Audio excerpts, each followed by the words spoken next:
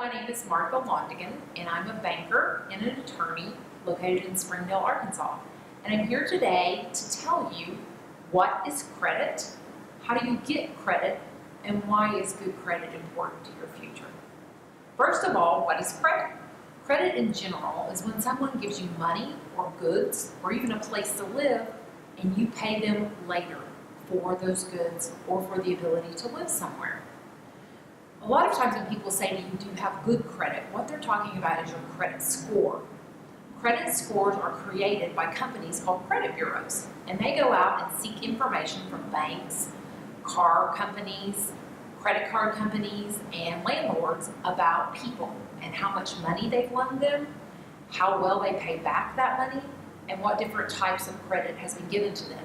Then they take all that information and they put it in a large database and generate what's called a credit score. Credit scores range from 300 to 850. A good credit score is above 680. An excellent credit score is above 750. So now you know what credit is and what credit scores are. The next question is, how do you get credit, especially if you're under 18? There are some ways, and the first thing is to get a part-time job. And when you start receiving income, you can take that and put it in a checking account. And then make sure that you always have enough money in your checking account to cover your debit card or your checks that you write. And this builds up a credit history.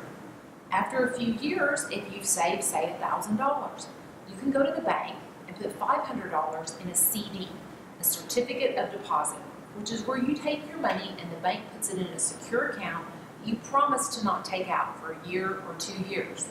Then the bank can loan you $500. Say you're ready to go to college and you want to buy a scooter. They can loan you the money to buy that scooter. You make your payments every month for 18 months to 2 years, and now see you're building a credit report for the credit agencies.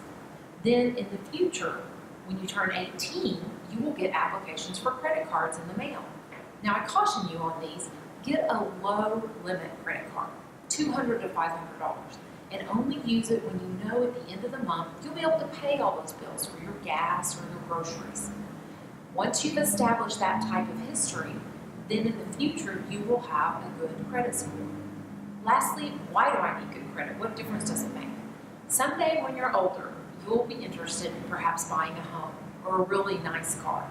And you don't want to be embarrassed when you're 30 years old and you have to tell your future husband that you didn't pay your utility bills when you were in college, because utility companies report to credit bureaus. You don't want to have to tell him that you got behind on your credit cards because you ran up manicures or pedicures and bought clothes you didn't need.